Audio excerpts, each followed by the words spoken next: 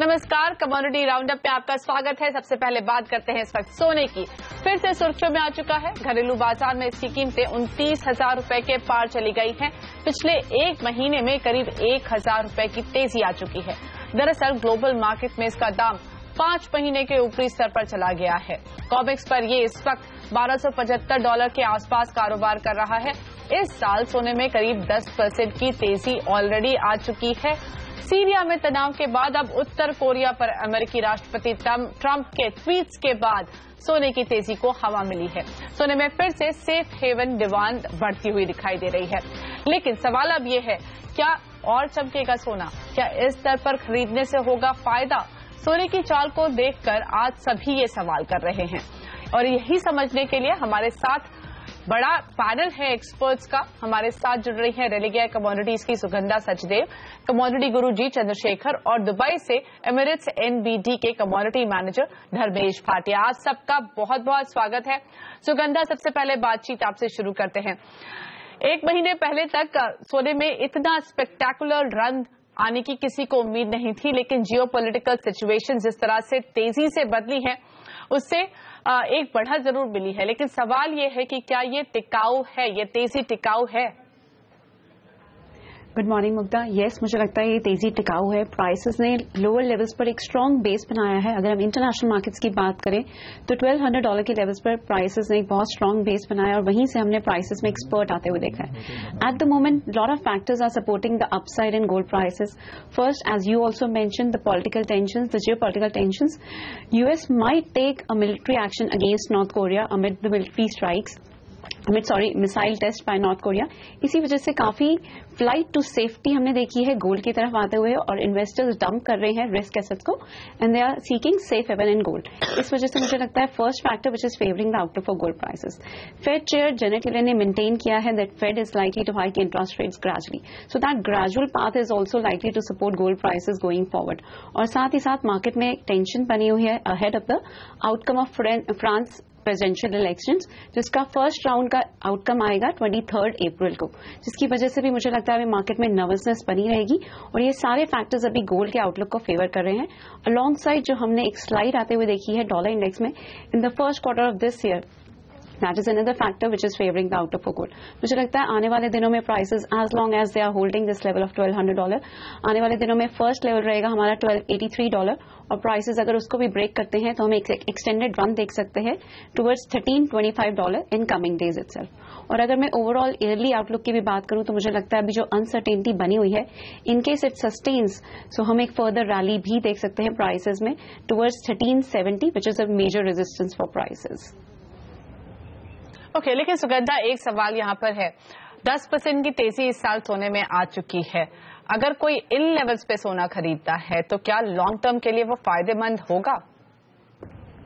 Yes Mugdha, मुझे लगता है इन लेवल्स पे भी सोना खरीदना फायदेमंद होगा बिकॉज अगर हम लॉन्ग टर्म की भी बात करें डोमेस्टिक मार्केट्स में yes there has been rupee appreciation जिसकी वजह से हमें कॉरेस्पॉन्डिंग रिटर्न्स नहीं मिल पा रहे हैं डोमेस्टिक मार्केट्स में, बट स्टिल 27,700 का लेवल डोमेस्टिक मार्केट में एक क्रूशियल लेवल रहेगा जहां इन्वेस्टर को they should definitely keep an eye on 27,700 mark.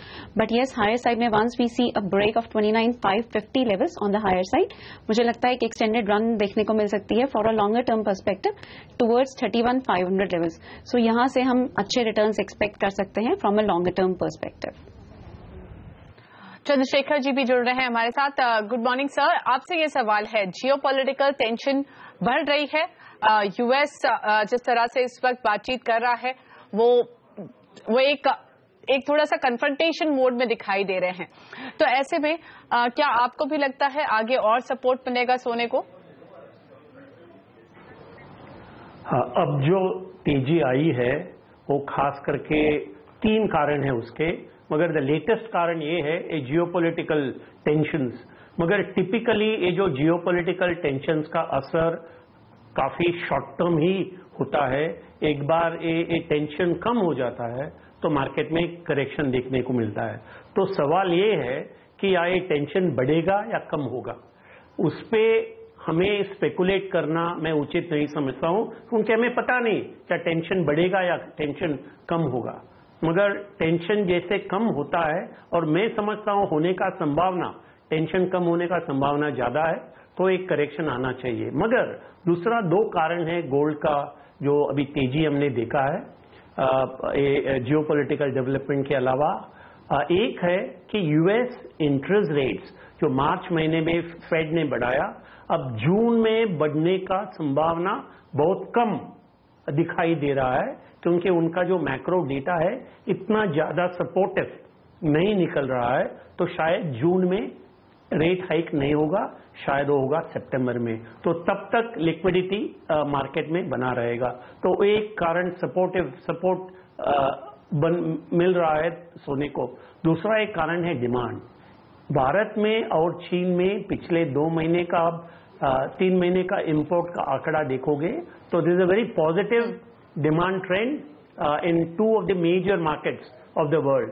तो एक फिजिकल डिमांड में जरा सा इंप्रूवमेंट और इंटरेस्ट रेट हाइक में जो डिले फेड का हो सकता है सितंबर तक, ये जो 2 फंडामेंटल कारण है उससे गोल्ड को सपोर्ट मिल रहा है। और उसका टॉपअप ये जो जियोपॉलिटिकल इंस्टेबिलिटी जो है उसका टॉपअप है, मगर ये टॉपअप कभी भी निकल सकता है। एक बार टेंशन कम होता है तो मार्केट जरूर एक करेक्शन मोड में आएगा। लेकिन एक सवाल यहाँ पर धर्मेश से भी लेना चाहूंगी। धर्मेश जी, आप दुबई में है, वहां पर हमने देखा काफी सारे लोग यूएस पे बहुत क्लोज वॉच रखते हैं। तो ऐसे में आप अपने क्लाइंट से क्या सेंस मिल रहा है आपको इन लेवल्स पर? क्या लगता है यहाँ पर वो उनका पॉजिटिव व्यू है, और आप अपने क्लाइंट्स को सलाह भी क्या दे रहे हैं इस वक्त? Good morning Mugdha. देखिए, अगर सोने की बात करें तो सोने में तो हम अभी भी बुलिश ही है। मैं एक्सपेक्ट करता हूं कि ये जो रैली है वो कंटिन्यू रहेगी। 2 कारण है, एक तो जियोपॉलिटिकल टेंशन है और दूसरा है कच्चा तेल। अगर देखिए तो जब अगर जियोपॉलिटिकल टेंशन होता है तो जो सेफ हेवन बाइंग होती है वो होती है स्पेशली सोने में। और अगर आप देखिए तो डॉलर इंडेक्स में भी बात करें तो डॉलर इंडेक्स में भी ज्यादा मूव हो नहीं रहा है और डॉलर उसके कारण स्ट्रांग हो रहा है। तो ड्यूल मूवमेंट हो रहा है मार्केट में, डॉलर भी स्ट्रांग हो रहा है और प्लस इसमें अगर आप देखिए सोने में भी इन्वेस्टमेंट बढ़ रही है। ये चौथा हफ्ता है जहां पे एफपीडीआर में और फिजिकल बाइंग कंटिन्यूसली बढ़ रही है। मैं एक्सपेक्ट करता हूं कि ये रैली कंटिन्यू रहेगी। और अगर आप देखिए कच्चे तेल में भी स्लोली मोमेंटम हो रहा है। तो ये दो प्रोडक्ट है जिसमें जियोपॉलिटिकल टेंशन की वजह से मार्केट में बाइंग होती है और ये कंटिन्यू रहेगी। मैं एक्सपेक्ट करता हूं कि ये तेजी बरकरार रहेगी। 1300 $1350 डॉलर तक के लेवल्स आपको शॉर्ट टर्म में देखने मिल सकते हैं। डोमेस्टिक मार्केट की बात करें तो डोमेस्टिक मार्केट में मुझे लगता है कि रुपया यहाँ पे थोड़ा स्टैग्नेंट हो जाएगा। इस कारणवश आपको यहाँ पे थोड़ी और तेजी मिल सकती है। और अगर रुपया कमजोर होता है तो ये रैली और कंटिन्यू होगी। 29,500 से लेके 29,700 तक के टारगेट्स आपको शॉर्ट टर्म में या Q2 के अंतराल के में देख सकते हो आप। राइट। इस वक्त मैं सुगंधा आपसे समझना चाहूंगी, क्या आपको भी लगता है $1300 का जो लेवल है इंटरनेशनल मार्केट में वो जल्द ही टूटने वाला है? यस मुक्ता, मुझे लगता है ये लेवल जल्दी टूट जाएगा। First level would be 1283, but yes अगर ये प्राइसेस इस लेवल को ब्रेक करते हैं तो डेफिनेटली 1325 तक के लेवल हमें देखने को मिल सकते हैं। जैसा कि अदर एक्सपर्ट्स ने भी कहा, physical demand we have seen a spot in physical demand. ये भी एक फैक्टर रहेगा जो प्राइसेस को भी शॉर्ट टर्म में सपोर्ट प्रोवाइड करेगा। ओके, चंद्रशेखर जी, आपका क्या व्यू है? आपको लगता है क्या सोने को और सपोर्ट देने के लिए जियोपॉलिटिकल टेंशन बढ़ने का एक फैक्टर होगा, या फिर खुद में इतनी दमखम है कि आगे बढ़ जाएगा? जियोपॉलिटिकल टेंशन बढ़ेगा तो जरूर गोल्ड को सपोर्ट मिलेगा और आगे मैं $20-25 का अपसाइड प्राइस रिस्क देख रहा हूं। मगर इसे ट्रैक करना है। जियोपॉलिटिकल टेंशन नहीं बढ़ा तो गोल्ड का अपसाइड नहीं होगा, और टेंशन समझो काफी कम हो जाता है तो गोल्ड में करेक्शन आने का मैं संभावना देख रहा हूं। मगर ऑन द डिमांड साइड मैं देख रहा हूं एक अच्छा डिमांड बन रहा है, लिक्विडिटी है मार्केट में। और तीसरा एक हम सबको याद रखना चाहिए, जिन लोग कमिटमेंट ऑफ ट्रेडर्स रिपोर्ट जो देखते हैं CFTC का, जैसे ही लॉन्ग पोजीशन रिकॉर्ड लेवल पे पहुंच जाता है, it creates a condition for an imminent correction. तो अभी स्पेकुलेटिव लॉन्ग पोजीशन काफी ज्यादा उच्च स्तर पर है, तो उसके वजह से भी there will be profit booking and people will exit once prices start rising. Therefore इसमें कोई कोई गारंटी नहीं है कि भाव 1300 तोड़ेगा या 1325, 1350. We are speculating on gold prices. We are not giving a price outlook or a price forecast. Okay Sugandha, एक सवाल यहाँ पर चांदी पर भी, क्या सोने के साथ साथ चांदी में भी अच्छे रिटर्न्स मिलेंगे, और आपको क्या लगता है दोनों में क्या आउट परफॉर्म करने वाला है? अगर हम आउट परफॉर्मेंस की बात करें तो मुझे लगता है सिल्वर आउट परफॉर्म करेगी, but yes as of now there is a hurdle in silver prices. मुझे लगता है अभी 18.5 का हर्डल जब तक सिल्वर प्राइसेस ब्रेक नहीं करते, it has to convincingly breach that level, तभी मुझे लगता है एक फर्दर रन देखने को मिलेगी. बट अगर मैं ओवरऑल आउटलुक की बात करूं, सिल्वर की industrial demand has been surging और सोलर पैनल से जो डिमांड आ रही है वो काफी बढ़ रही है. इस वजह से मुझे लगता है सिल्वर इस साल गोल्ड को आउट परफॉर्म करेगी. प्लस अगर हम देखें तो सिल्वर काफी टाइम से कंसोलिडेशन फेज में है और सिल्वर ने पॉजिटिव रिटर्न्स नहीं दिए हैं बहुत टाइम से. अब मुझे लगता है it's time that silver will gather pace और फर्दर एक अपराइज देखने को मिलेगा प्राइसेस में. But yes 18.5 and domestic markets में 42,900 has to be convincingly breached. Above that we are targeting levels of $20 in COMEX, और अगर मैं डोमेस्टिक मार्केट्स की बात करूं तो 44,500 के लेवल्स फर्स्ट इनिशियली देखने को मिलेंगे सिल्वर में. ओके धर्मेश, आपको क्या लगता है भारतीय बाजार में जहां पर रुपया भी एक अहम फैक्टर है, उसमें आपको लगता है सोना 30,000 का लेवल इस महीने तोड़ सकता है? और दूसरी बात, रुपए डॉलर को आप कैसे देख रहे हैं, क्योंकि रुपया अभी आज थोड़ा टूटा है, लेकिन अगर आप देखते हैं जियोपॉलिटिकल टेंशन की बात करते हैं तो वो डॉलर के लिए भी शायद एक नेगेटिव साबित हो सकता है.